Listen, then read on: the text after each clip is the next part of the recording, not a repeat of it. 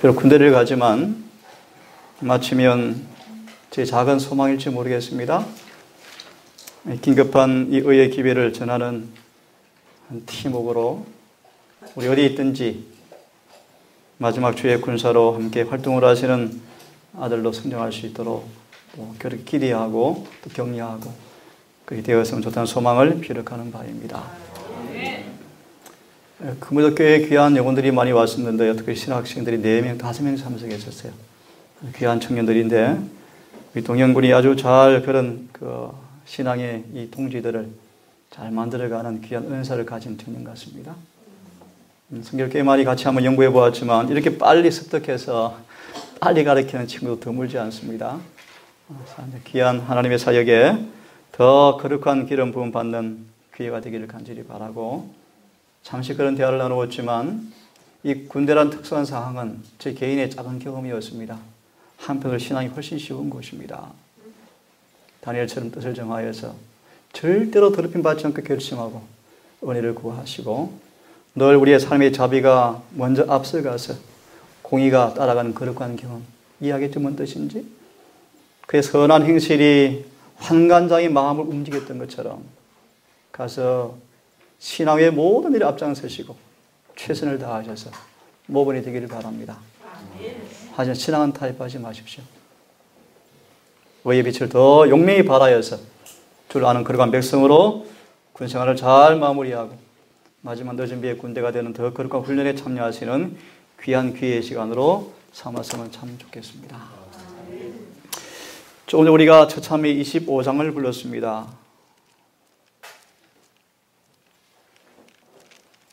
거룩, 거룩, 거룩, 거룩하신 주. 거룩, 거룩, 거룩 우리 하나님 항상 살아계시고 한결같은 주. 천지 다스리시는 찬양 드리세. 어제 우리 동현군과 오후에 잠시 말씀을 또 같이 연구하면서 질문을 냈습니다. 지성소를 바라본다는 의미가 무엇입니까? 두 번째로 지성소를 따라 들어간다는 말의 의미가 무엇입니까? 라고 질문을 냈습니다. 그 질문에 이 시간 답을 드릴 마음이 있어서 한 건 아니고요. 생각을 해보시기를 바라고 이사야 6장의 말씀 보시면 3절에 이런 말씀이 기록이 되어 있습니다. 하나가 다른 하나에게 크게 외쳐 이르되 거룩하다 거룩하다 거룩하다 만물의 주여. 라는 하늘의 성전에 이 땅의 성전의 기둥이 문지방이 흔들리는 그 크게 요동하는 이 거룩한 하늘의 찬양 소리에 이사야가 압도를 당하였습니다. 그런 그가 그렇게 고백합니다. 5절에 화로다 화로다 내가 망하게 되었도다. 여러분 반드시 기억하시기를 바랍니다. 성경은 우리에게 정직히 말씀하십니다. 거룩한 자 외에는 아무도 그분을 볼 수 없다고 말합니다. 여러분 거룩이 뭡니까? 거룩이 베드로전서 1장 15절은 말씀하십니다. 내가 거룩하니 너희도 거룩할지어다. 로마서 6장 22절은 말합니다. 그러므로 이제 너희가 마음으로 진리를 순종함으로 죄에서 해방되어지고 하나님께 종이 되어서 거룩함에 이르는 열매를 얻었으니 그 끝이 영생이라. 영생은 거룩한 자에게 주는 선물입니다. 요한복음 17장은 쭉 이야기하십니다. 아버지여 내가 거룩하오니 저희를 따라하십시오. 진리로 거룩하게 하옵소서. 아버지의 말씀은 진리니이다. 하나 정리합니다. 거룩이 무엇입니까? 거룩한 진리가 이루어지는 것이 거룩입니다. 맞습니까? 오늘 이 시간 저는 이 다 살펴보지는 않겠지만 핵심은 나올 것입니다. 요셉의 생애를 통해 나타난 그리스도의 우리의 의라는 제목으로 말씀을 드리고 원합니다. 이 생에서 내세를 가져간 유일한 하늘에 가는 자격증은 하늘의 도성을 통과할 유일한 증서는 우리 안에 흠도 점도 없는 예수의 의를 어렵지만 이해하고 들으십시오. 전가받고 나누어 받은 사람만 갈 것입니다. 한마디로 요약합니다. 하늘에 갈 유일한 사람들은 예수 안에 있는 이 의를 흠도 점도 없는 의의 옷을 입은 사람만 갈 것입니다. 마태복음 22장의 성경 구절을 우선 좀 보기 원합니다. 마태 22장을 보시면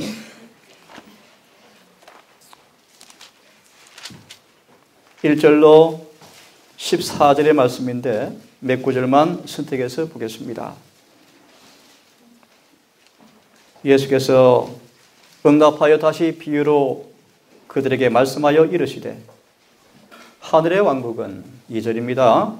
하늘의 왕국은 마치 자기 아들을 위하여 혼인잔치를 베푼 어떤 임금과 같으니라.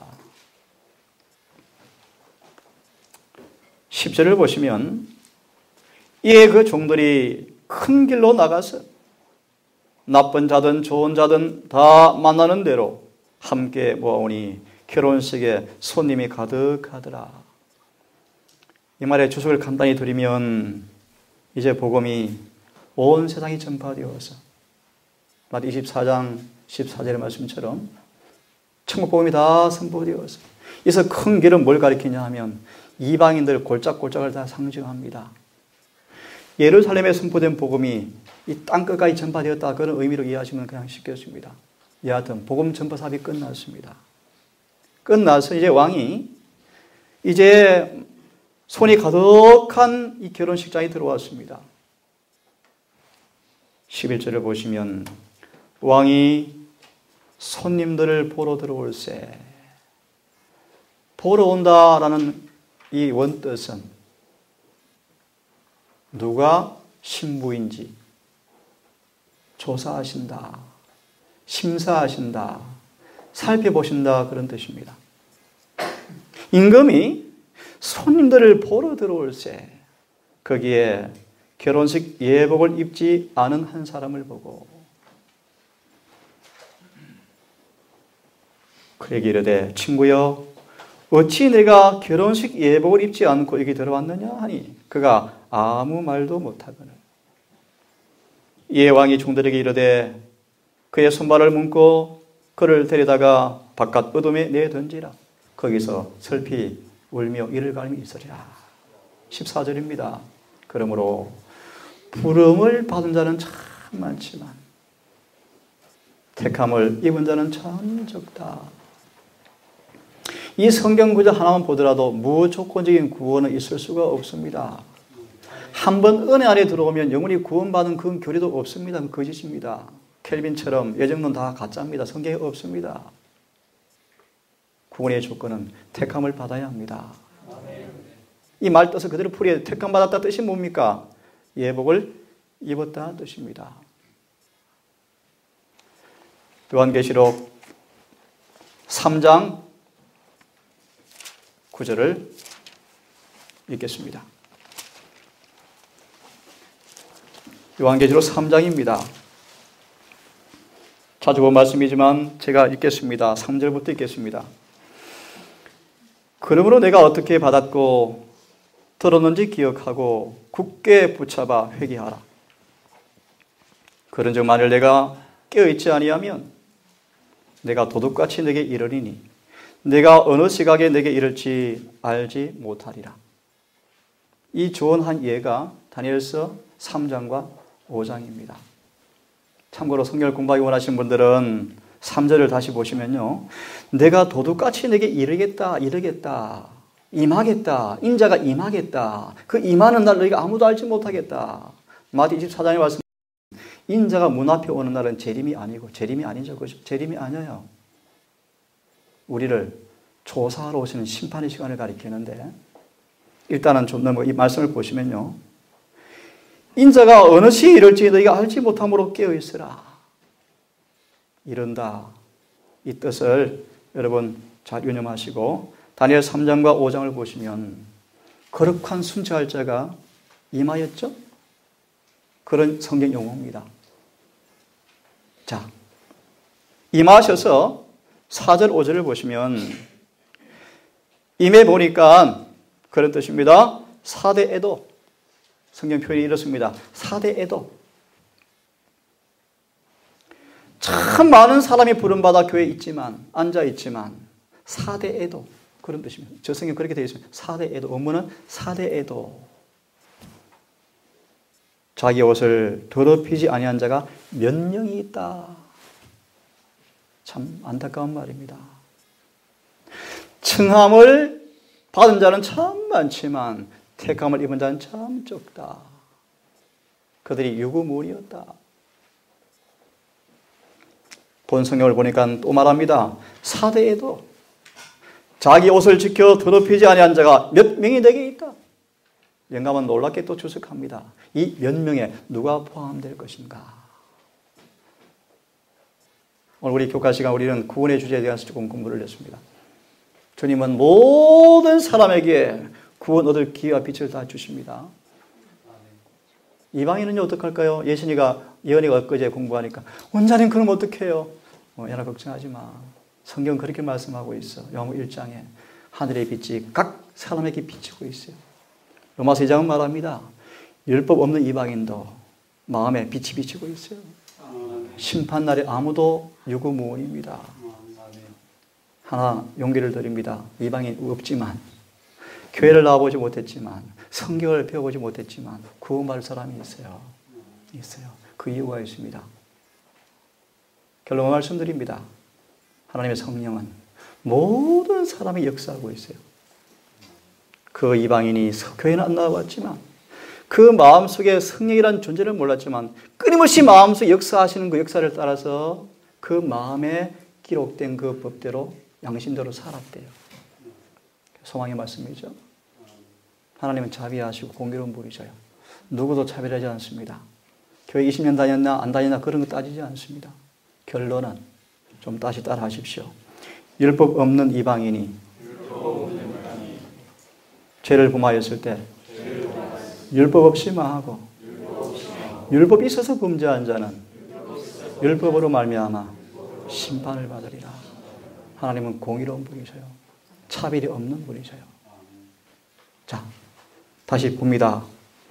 몇 명이 내게 있어 그들이 흰 옷을 입고 나와 함께 걸으리니. 예수와 함께 걷는 사람은 누가 걷습니까? 아모스 3장 5절 말씀 기억하시죠? 두 사람이 의합치 못하고 어찌 함께 걷겠는가? 그죠? 에녹은 주와 뭐 했습니까? 300년을 동행했습니다. 동행의 비결이 뭡니까? 예복을 입는 것입니다. 더 쉽게 말씀을 드리면 우리 마음과 뜻이 우리 주님과 조화되지 않고서는 절대 그분과 동행할 수 없는 것입니다. 그런 의미에서 마태 7장, 마태 22장, 누가 13장, 마태 25장을 보시면 심판날에 수많은 목사들이, 수많은 선교사들이, 수많은 능력을 베푼 사람들이 예수님 나 아시죠? 나 아시죠? 함께 전도했지 않습니까? 왜 모르십니까? 오늘 말씀을 이렇게 설명하겠습니다. 너는 나를 안다 하지만 나 너와 함께 그런 적이 없어. 불법을 행하는 자들아 내게서 떠나가라 라고 말합니까? 맞습니다. 그러므로 그 안에 거한다는 사람들은 그가 그런 것처럼 그래야 할지니라 라고 요한일서는 말하고 있습니다. 다시 돌아갑니다. 4대에 있는 사람들 중에 몇 사람들은 이 옷을 더럽히지 않고 흰 옷을 입은 사람들인데 주님께서 말씀하십니다. 그들은 나와 함께 걸으리니 합당한 자다라고 그들을 선언해 주십니다. 그래서 5절은 말하죠. 이와 같이 이기는 사람들은 흰 옷을 입고 내가 그의 이름을 생명책에서 지워버리지 아니하고 그 이름을 아버지와 천사 앞에서 시인하리라. 7장을 좀 보겠습니다. 9절을 보시면 이후에 내가 보라 아무도 능히 셀 수 없는 큰 물이 곧 민족과 족속과 병원과 백성에서 나온 큰 무리가 흰 예복을 입고 손에 종려 가지를 들고 왕좌 앞과 어린 양 앞에 서서 큰 음성으로 외쳐 가로되 구원이 왕좌 앉으신 우리 하나님과 어린 양께 있도다. 쉽게 말합니다. 우리가 구원받은 것은 하나님의 은혜입니다. 이들이 뭘 입고 있습니까? 흰 예복을 입고 있습니다.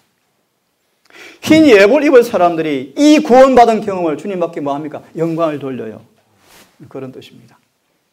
나아가서 이렇게 말씀하십니다.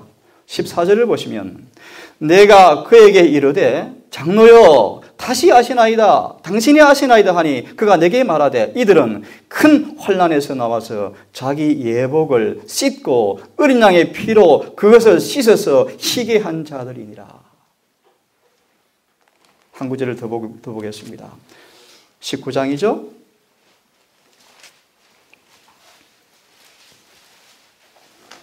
6절과 8절을 읽겠습니다.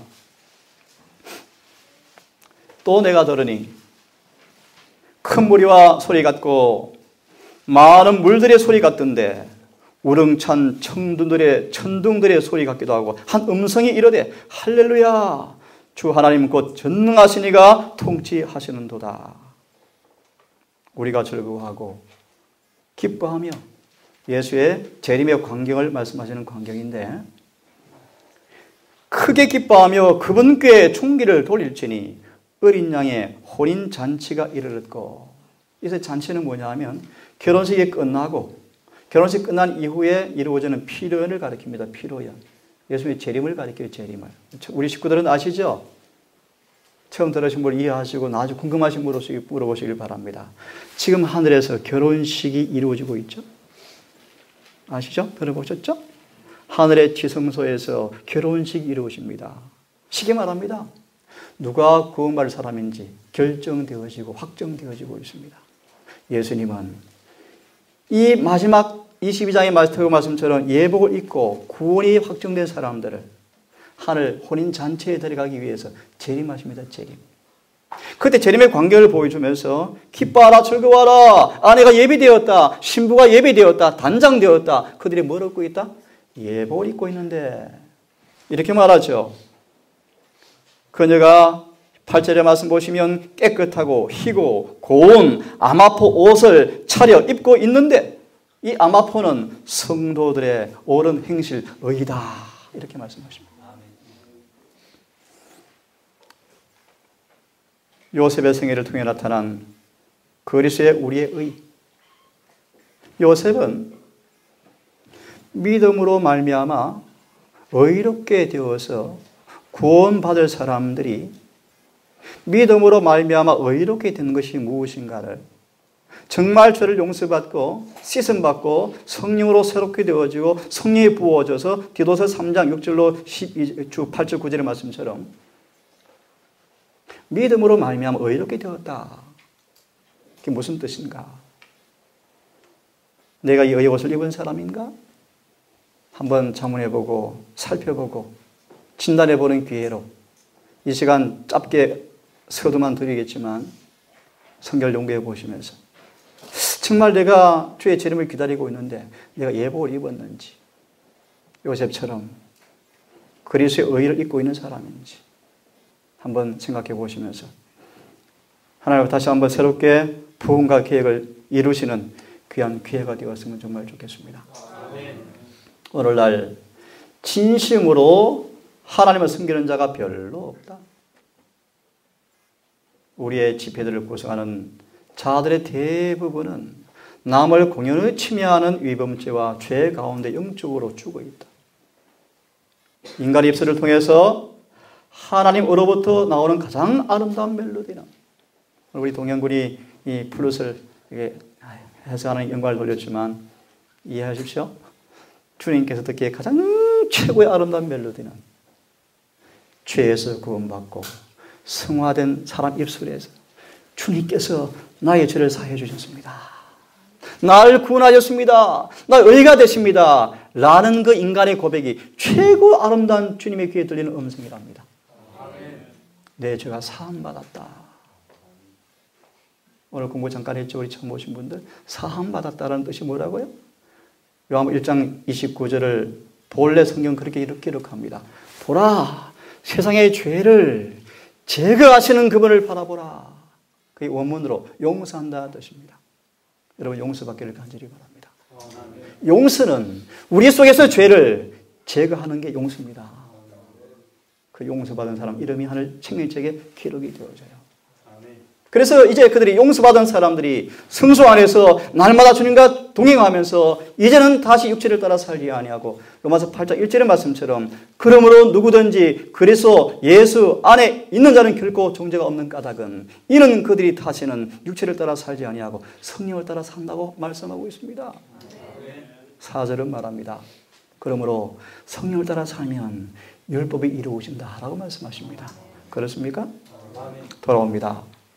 우리 입술에서도 사랑과 감사에 젖어나온 이 놀라운 고백을 하기를 간절히 바라는데 영감은 말씀하십니다. 그런 진정한 회개와 죄사함과 중생의 경험을 하여서 우리의 삶 속에서 그리스도 우리의 의, 믿음으로 말미암아 의, 마치 요셉처럼 정말 예수님을 통해서 죄를 깨끗이 용서받고 그분의 흠도 점도 없는 품성이 요셉의 품성이 되어서 요셉의 삶에서 예수가 반사된 것처럼 그런 경험의 사람들이 별로 없다. 그런 뜻입니다. 그들은 진리의 마음을, 이 의미가 심장한 말씀인데 진리의 마음을 하늘 상인에게서 훔치고 있다. 이게 무슨 뜻인지 아세요? 마태복음 13장 말씀 보시면 한 상인이 큰 값진 진주를 그죠? 사고 싶어 해요. 마침내 그 상인이 뭘 만납니까? 진주를 만납니까? 만나게 어떠했습니까? 모든 걸 다 팔아서 진주를 샀습니다. 이게 빌립보 3장의 고백이에요. 이 진주는 뭘 상징한다고요? 우리의 구원. 예수 그리스도. 그분의 품성을 진주로 묘사하는데 이 진주를 돈 성경은 말합니다. 값을 치르고 샀다고 성경은 말합니다. 맞습니까? 네. 그 값은 이사야 55장 말씀처럼 은과 금을 준 값이 아닙니다. 우리의 혼과 영과 우리의 몸 전부를 드리는 값을 의미합니다. 이런 전 존재를 그분께 다 헌신할 때입니다. 이처럼 사랑하였으므로 우리 또한 그분을 사랑하는 것이 마땅한 것처럼 마치 일곱 귀신 들린 창녀 막달라 마리아가 그 죄 사함 받은 마리아가 그의 전부를 주님께 드린 것처럼 다시 말합니다. 온 마음과 뜻과 성품을 다해서 예수를 사랑하는 사람들에게 이 구원이 선물로 주어지는데 그것이 값입니다. 값. 그런 의미에서 구원은 선물입니다. 사람 입술에 흘러나오는 가장 아름다운 음조는 믿음으로 말미암은 의 그리고 그리스도께서 우리의 의가 되신다는 말이다. 이 의미를 요셉의 생애를 통해서 조금 이해하기를 바랍니다. 순결한 흰 진주, 순결한 흰 진주인 그리스도의 의는 흠도 점도 없고 결함도 없다. 다 함께 따라하십시오. 이 의는 우리의 것이 될 수 있다. 그것이 복음이요, 복음. 이것이 복음이요. 그래서 로마서 1장 17절은 말합니다. 복음 안에 하나님 의가 나타나서 믿음에 일어나니 오직 나의 의는 믿음으로 말미암아 살리라 라고 말씀하십니다. 3장 21절 아시죠? 이제 율법 밖에 이 의가 나타났는데 이 의는 차별이 아무도 없다. 누구든지 예수를 영접하면 이 의를 다 가질 수 있다. 어떻게 가지는가? 3장 25절이요. 어떻게 이 의를 가질 수 있는가? 예수를 믿고 그 나아가서 죄를 진심으로 고백할 때 과거의 모든 죄가 사해지고 성령께서 우리 안에 죄를 제거하시고 우리 안에 예수의 마음을, 예수의 생각을, 예수의 품성을 우리 마음에, 우리 가슴에, 우리 혼에 성령께서 찍으시면 다시 말합니다. 죄를 사함받고 죄가 가져가지고 좀 따라하십시오. 우리가 진심으로 죄를 버리기로 동의하면 성령께서 죄를 가져가실 것이다. 아멘입니까? 이게 용서의 용서. 여러분 그렇게 기도해 보세요. 남을 미워하는 마음이 있으십니까? 용서하지 못하는 마음이 있습니까? 기도해 보세요. 가져가시고 그 빈자리에 복음 안에 있는 그 의를 채워주실 것입니다. 다시 읽겠습니다. 순결한 이 진주의 그리스도의 우리 의는 흠도 점도 없는데 다시 기억하세요. 하늘에 갈 유일무이한 자격은 흠도 점도 없는 사람이 되셔야 합니다. 그 비결은 이 진주를 사셔야 합니다. 마태 22장 말씀처럼 예복을 입으셔야 합니다. 다시 따라하십시오. 이 의는 우리의 것이 될 수 있다. 그래서 복음입니다. 그래서 복음. 삭개오가 침례 요한의 설교를 듣자마자 희망이 생겼어요. 나도 용서받을 수 있다. 나도 거룩하게 될 수 있다. 희망이 생겼답니다. 사람들은 이 지까지 깨라고 빈찬했대요. 핀자를 주었대. 하지만 삭개오는 아랑곳하지 않고 예수를 보고 싶었습니다. 마침 만났습니까? 삭개오야, 오늘 너희 집에 함께 가자. 오늘 너희 집에 구원이 이르렀다. 주의 이 구원의 권능은 계시록 12장 10절의 말씀 보시면 지옥의 권세도 막을 수가 없습니다. 우리가 전심으로 주를 찾고 찾으시면 마귀는 절대 우리를 막지 못할 것입니다. 우리 동영군의 오늘 짧은 간증이었지만 저는 잘 몰랐지만 그의 신학의 삶 속에서 공고한 그 마음의 기도가 응답된 것 같아요. 그렇죠? 자, 그리스도인의 이상은 그리스도와 같아지는 것이다. 우리 교인들은 꼭 기억하세요.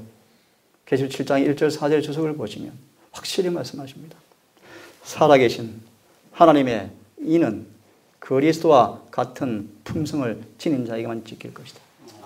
이 인을 갖지 않은 누구라도 하늘 도성에 갈 수가 없습니다. 그런 의미에서 저는 그런 개인적인 고백을 드리고 싶어요. 주님께서 우리를 인도하시는 한 길이 있습니다. 한 길. 그 길이 때때로 어렵고 힘들어요. 그 길이 뭔가 한마디로 함축합니다. 거룩함에 이르는 길인데 그 마음으로 기억하세요. 완전한 자아 굴복의 길이다. 내 자아가 감춰지고 사라지고 예수님만 내 안에 전부를 차지하는 그런 길. 그것이 주님 인도하시는 길입니다. 첨부합니다. 바울은 어떻게 이렇게 거룩한 자가 되었는가? 어떻게 바울은 거룩한 복음 안에 의의를 가지게 되었는가? 소유하게 되었는가? 고난과 궁핍과 역경을 통해서 이루어졌다. 이 땅의 지상에 사는 아무라도 그런 환난을 통하지 않고 이런 품성을 지닐 자가 아무도 없다. 하지만 여러분, 여러 믿음의 선배들처럼 그 고난의 과정들이 현시에서는 때때로 힘이 들었지만 인내로 경주를 경주했을 때 그들에게 이 의가 재현되어지는 미가 7장 9절에 아시죠? 우리를 넘어뜨리던 마귀가, 원수 마귀가 연단과 고난 속에서 시련 속에서 죄가 사함받고 성화되어서 마침내 그들에게서 이 의가, 예수 안에 있는 그 거룩한 진주의 의가 그들에게 나타나는 것을 바라보고 부끄러워서 도망가는 장면이 기록되었죠. 더 나아가서 이 의를 입은 의인들이 사단을 발로 눌러서 밟으리라. 이 놀라운 복음의 능력이 경험되어지기를 간절히 바랍니다. 우리 앞에는 예수와 같아진 이 거룩한 전쟁의 길이 활짝 열려 있다.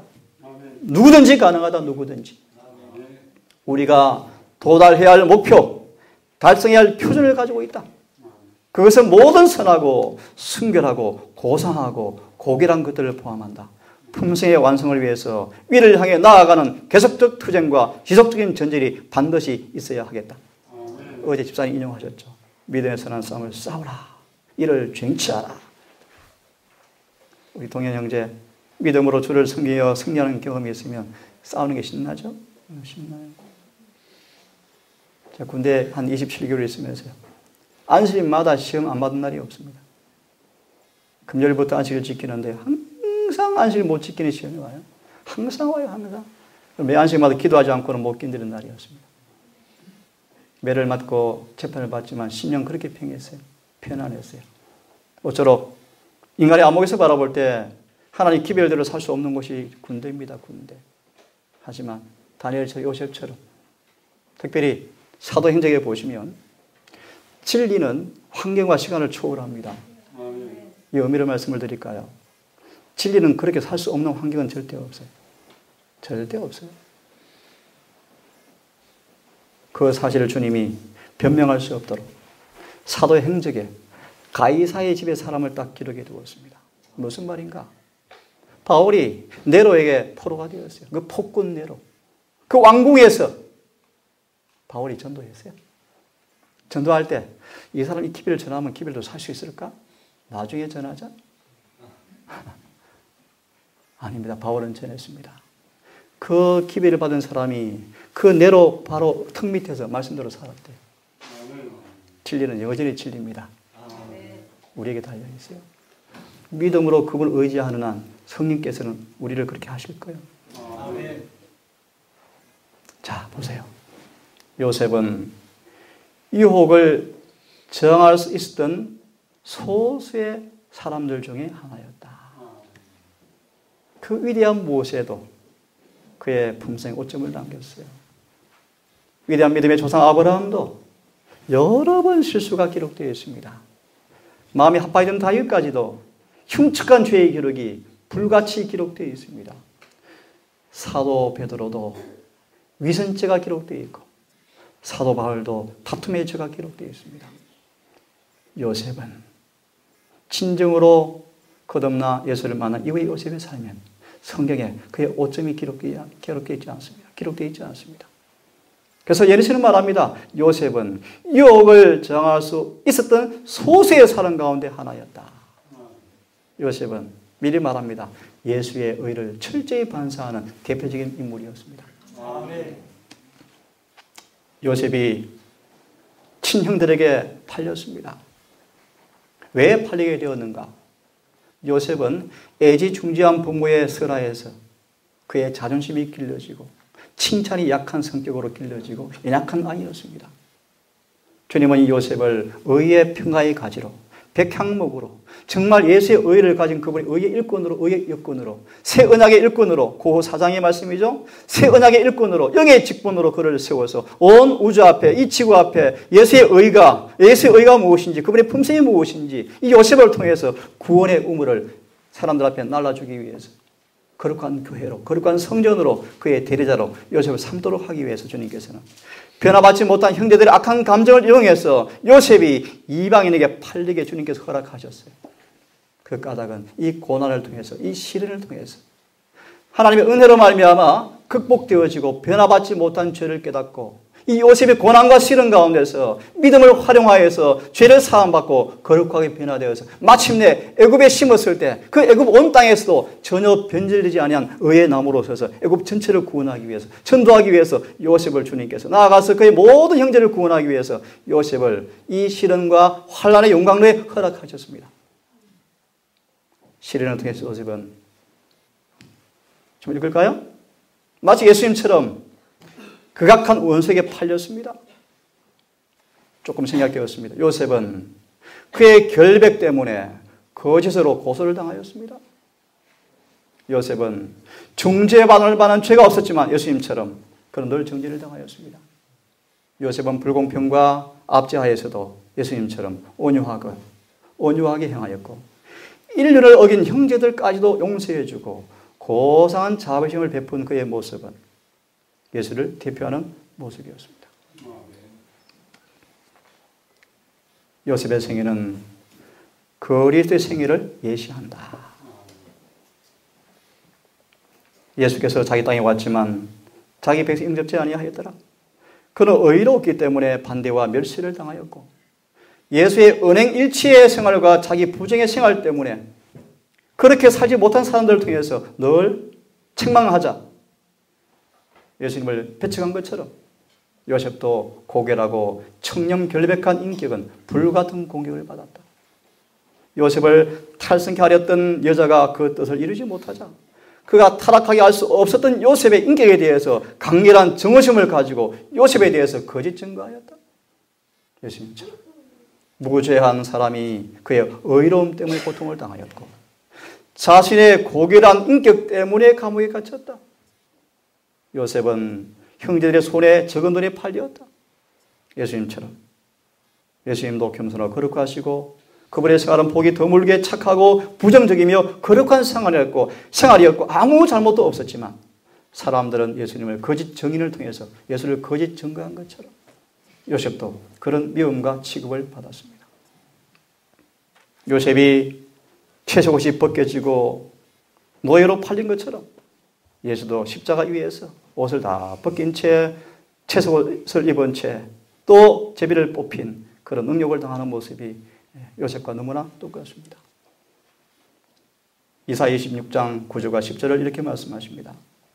주께서 땅에서 심판하시는 때 세계의 거민이 의를 배움이나이다.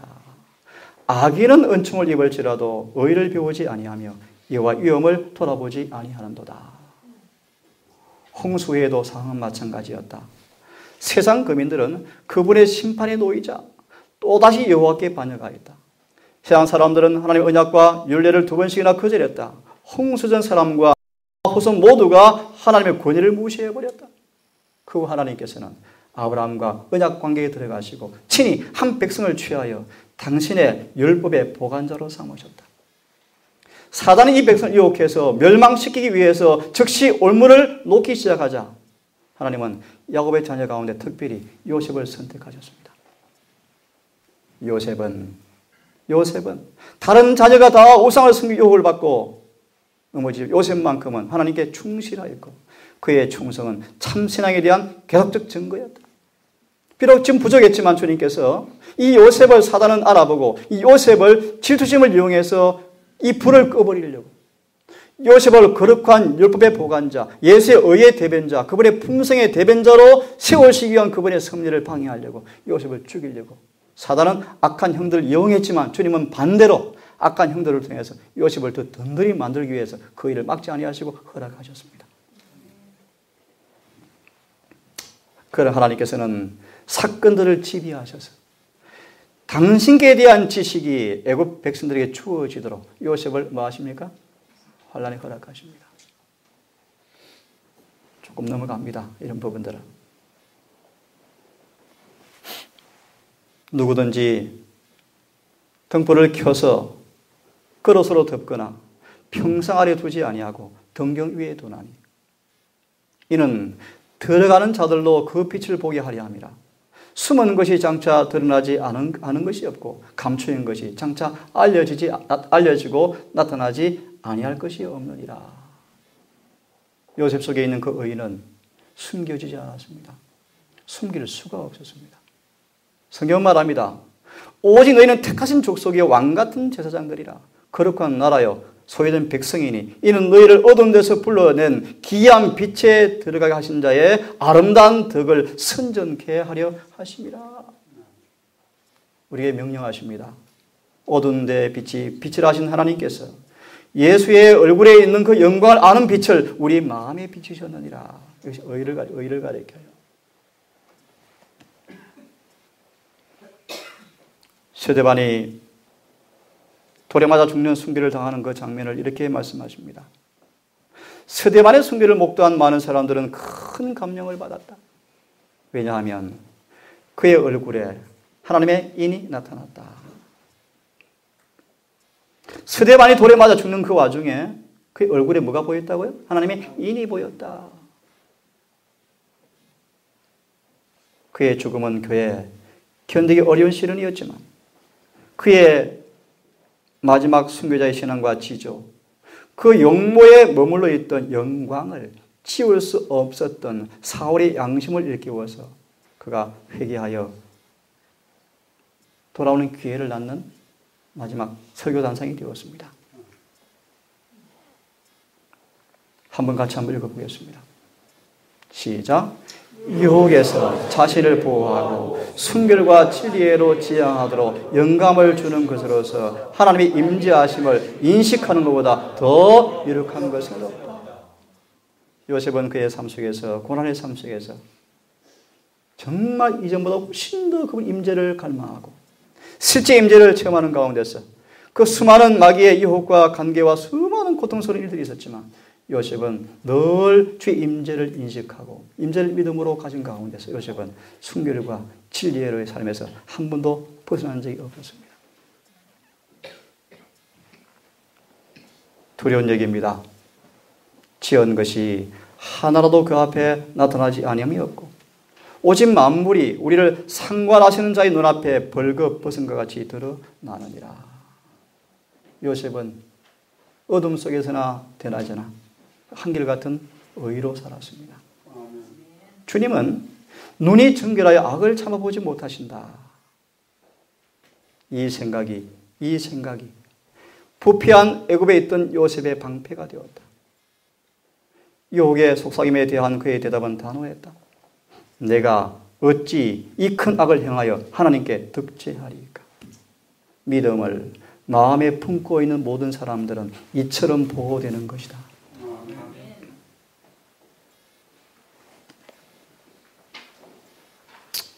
시간이 많이 됐네요. 각 시대를 통하여서 자기 속에 계신 그리스도의 영은 하나님의 진실한 백성을 통하여 그 시대의 사람들 앞에 빛이 되었다. 요셉에게 그리스도의 영이 뭐죠? 계시록 19장 10절이죠. 대열의 영이었습니까? 요셉을 애굽에서 빛을 전달하는 자가 되었다. 왜요? 요셉 속에 누가 계십니까? 예수의 영이요, 성령이요, 성령. 그런 순결과 박해와 효도를 통해서 우상 숭배자들의 나라에서 그리스도를 나타내었다. 이스라엘 백성이 애굽을 떠나 허락의 땅으로 가는 동안 그들 가운데 진실한 마음을 가진 자들은 주변 국가의 빛이 되었다. 그들을 통하여 하나님의 세상에 알려졌다. 동행군이 군대로 선교사를 가는 것입니다. 제가 한번 엄청나게 이 맞을 때 갑자기 중대장이 때리는 이 몽둥이를 던지면서 이렇게 했어요, 저한테. 저는 아직 그런 사람 안 되었습니다. 나도 사실 너처럼 살고 싶었어.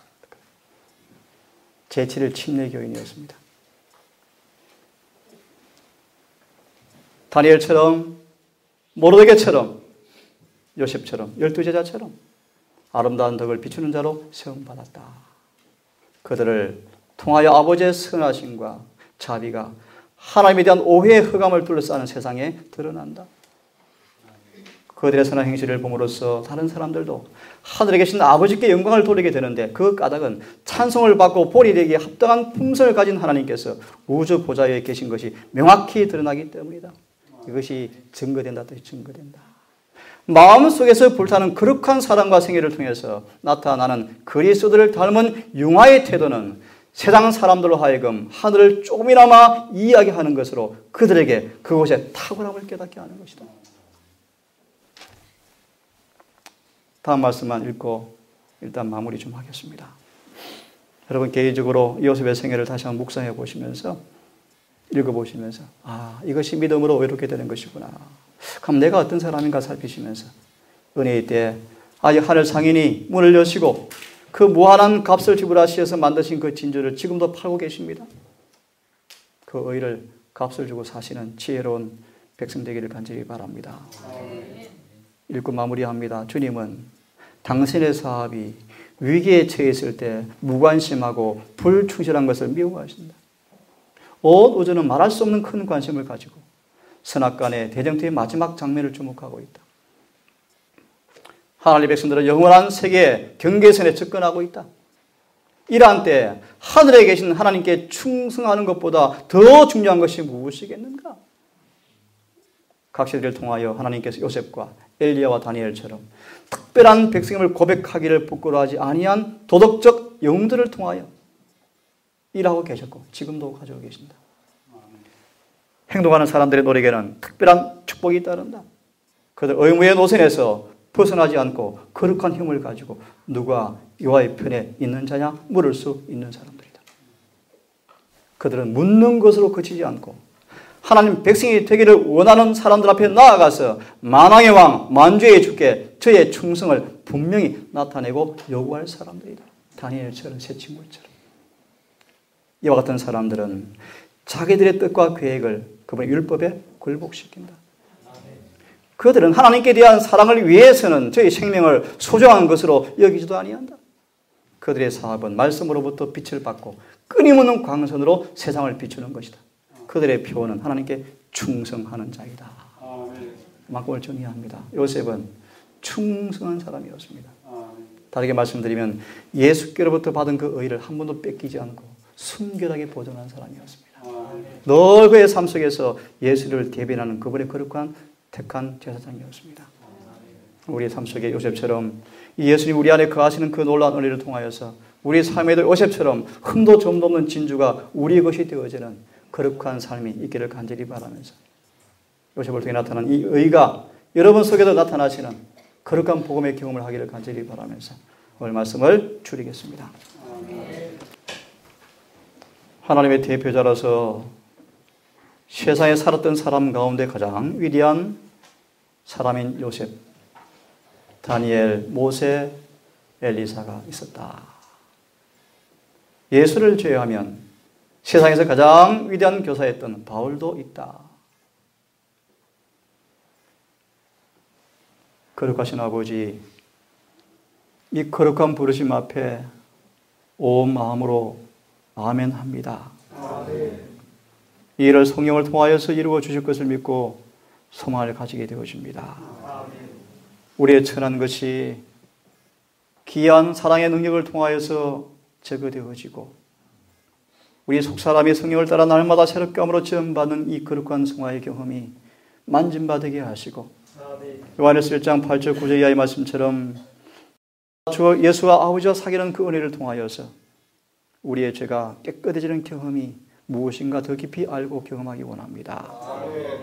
우리의 눈을 밝히셔서 복음 안의 광채 아름다운 예수의 의를 밝히 보게 하시고 우리 속에 더러운 죄를 낱낱이 깨닫게 하시고 의에 대해 심판에 대해서 다 이해하고 깨달음으로 속히 죄를 버리고 회개하고 용서받고 예수의 흠도 점도 의가 요셉처럼 입혀지고 깨끗하게 보존되어지는 그 귀한 의의 경험이 우리 삶 속에서 확실하게 경험되고 싶습니다. 아버지, 이를 위해서 우리가 이 엄숙한 마지막 이 조사 심판의 시대에, 이 재림 직전의 시대에 누구도 이 일에 실패하지 않는 지혜를 갖게 하시고 이 복음의 놀라운 능력을 통하여서 누구든지 차별이 없는 이 의를 받는 경험을 통하여 흠없는 거룩한 품새의 사람으로 서게 해 주시옵소서. 아버지, 이제 오전 예배가 파하고 오후 남은 안식일을 보낼 때 해가 지도록 이 날을 잊지 말게 하시고 거룩한 날, 거룩한 분을 섬기는 날, 거룩한 교제가, 거룩한 대화가 우리 모든 삶 속에서 이루어지게 하셔서 우리 속에 역사하시는 거룩한 영을 통하여 오늘도 우리가 아름다운 모습으로 감화받는 귀한 시간 될 수 있도록 함께해 주시옵소서. 이 모든 말씀을 우리 구주 예수님 이름 의지하여 감사하며 기도 올리옵나이다. 묵상으로 오전 예배 순서를 마치겠습니다.